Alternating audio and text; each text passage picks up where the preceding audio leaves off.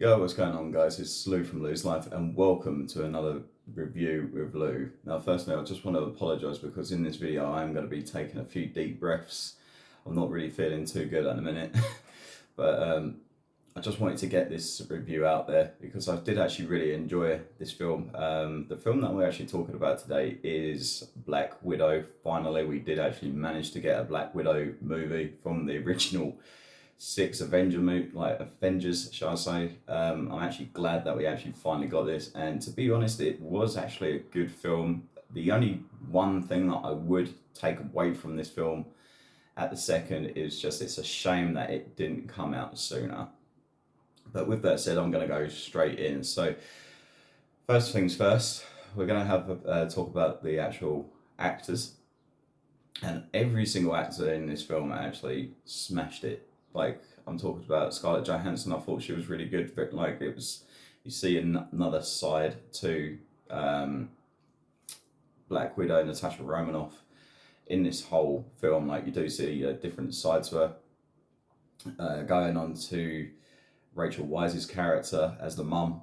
I thought she was like pretty much a standard Rachel Weisz performance, but I think she's still really good. But nevertheless, she really did sell it to me as the being the mum throughout the film. We also had David Harbour, who for me was actually really good. Like, I saw a couple other people that actually mentioned that they thought he was too funny in certain points. I couldn't actually disagree more. I think he was actually funny the right amount, because he was actually acting like he was the dad, but doesn't really know how to be the dad. But because he's kind of like this super soldier kind of thing, like he should have been Captain America's replacement, basically, or like not the replacement, but he should have been Captain America's position. He should have been Captain America. But yeah, he for me, he really did sell it as well. And Florence Pugh, the sister who plays Elena. Now, I'm really looking forward to this, like seeing where she's going to go as a character, because she was so good. Like, I was really surprised at what she was doing, and even like again with the comedy aspects of her, she didn't really throw out too many jokes in there that I found that was really like out of place, which I did see some other people actually mention that they thought it was out of place, but to be honest, I couldn't really disagree more. I think the whole thing overall was good just from the actors' point of views. One of the things that really did stick out for me was how gruesome this film actually was, in terms of like how you actually had a few of the certain body parts actually being broken, and you actually see it in quite a bit of detail, which, if you know me anyway, like I'm a huge Mortal Kombat fan. So when I saw this, I was like, even Disney are doing right at the moment. Like, there's quite a lot of gruesome scenes in this. Like, I will be honest, there was a certain scene that like you actually see Red Guardian actually, or the dad, or David Harbour's um, character. He was doing like an arm wrestle in the prison, and you actually, he's the other guy who's giving him a like who he's going up against says something to him about like some of the years, and like doesn't add up to what he's talking about being like wanting to like, or being like alliances with Captain America. It doesn't add up, and he gets annoyed, thinking, "Oh, you're calling me a liar," and he outright breaks his arm from doing the arm wrestle, and you can actually see it in quite a bit of detail. And I thought that is like shocking at how well they've actually done that, and like they can still pull that off as a 12 or certificate 12. But for me, that was like just one example out of a few that I was like, I can't believe that they actually done that. But you could actually see it clear as day that something is broken there, and it's like really quite realistic. Um, But yeah, that was actually something that really, like, I really took away. Like, that's kind of something that I would want to see, like the realistic term of it, really. And it was just really good, like how they just managed to do all that. Now, I will actually say, in terms of the story, now you know that this story should have been just before the, um, or just after Civil War, Captain America Civil War, just before Infinity War. And I will be honest, it's just a shame that they didn't throw this film out there back then. It would have, like, settled with me a lot better. It would have got me a little bit more excited than it did. And I will be honest, I don't think this film was the best film to do for the beginning of Phase 4. Simply because that you know where Natasha Romanoff's story is going to eventually go. And to be honest, you could actually easily slot this film in Phase 3. The only thing that you really wouldn't want to like see at the end of it would be the after credit scene, which, spoiler, as you already know from Endgame, like, they just basically talk about the whole fact that she's dead.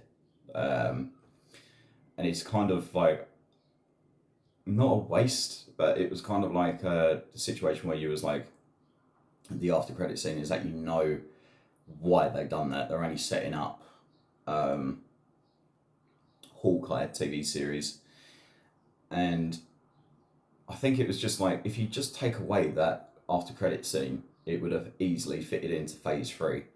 And one of the things after thinking that as well is that, what other film could you have replaced the film with to be at the beginning of Phase 4 instead?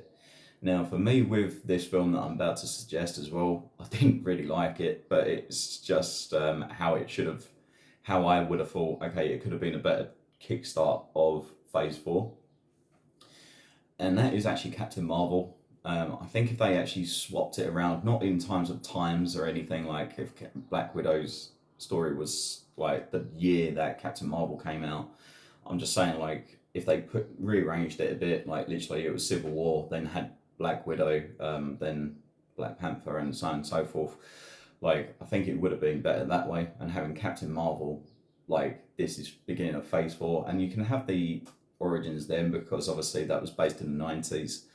And then seeing Nick Fury again, like, it would have made a little bit more sense to being like, okay, here was the beginning of Phase 1, like, or you saw the after credit scene of Iron Man with Nick Fury coming out and being like, it's okay, that's the beginning of Phase 4. They're doing something. They could have done something similar with this, with Captain Marvel being in at the first of Phase 4. So it's just how I feel with that. It's just, unfortunately, it was just down to the timing, and they could have easily changed the after credit scene to make it fit in back then.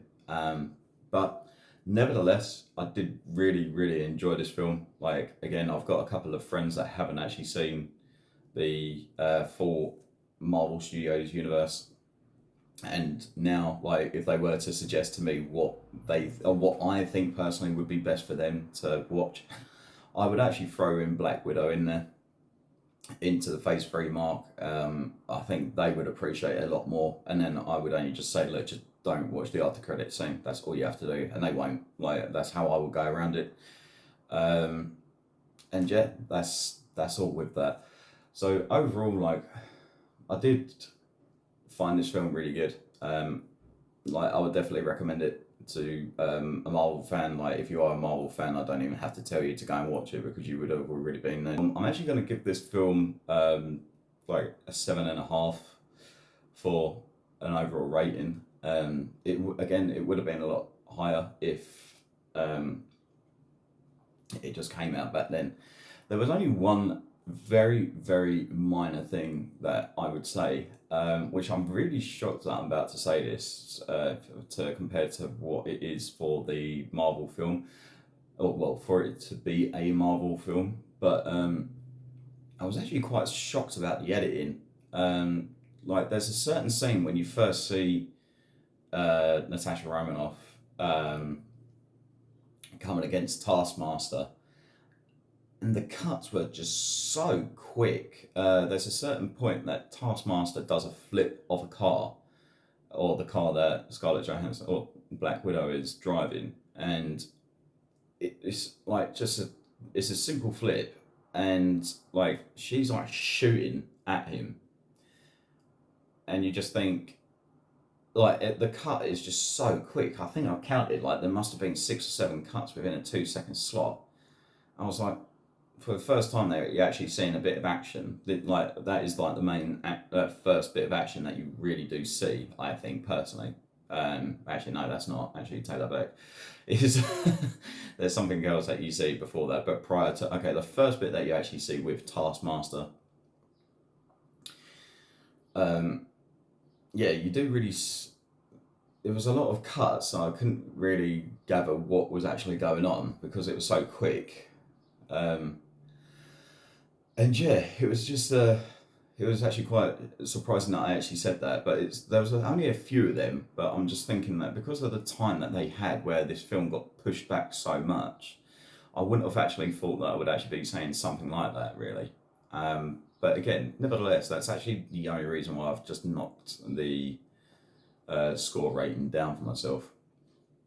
But anyway, guys, like that's my review. What are your thoughts about Black Widow? Have you actually seen it yet? Are you going to go and see it?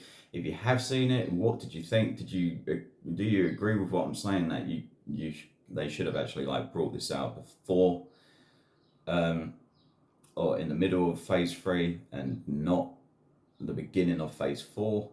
Do you like where they went with Yolanda, the sister, and where they're going to go with her? Do you want to see more? Do you think it was like too funny for Marvel? And also, what did you think of like the gruesomeness in that sense, like the arm breakage and like the other kind of body breakage that we saw throughout the film? Leave your comments down below. And just before I let you go, I am actually doing a giveaway at the 1,000 subscriber mark for this Mortal Kombat Blood and Thunder issue 1 comic done by Malibu in the early 90s. If it is something that you are interested in, then all you have to do is simply subscribe to my channel, turn on the notifications bell, then just go over to my giveaway video and comment the word done. Because once I get to that 1,000 subscriber mark, I will just be doing a random comment select on that video to select the winner. So I wish you the best of luck, guys. If you love films just as much as me, then I'll catch you for the next one. Peace.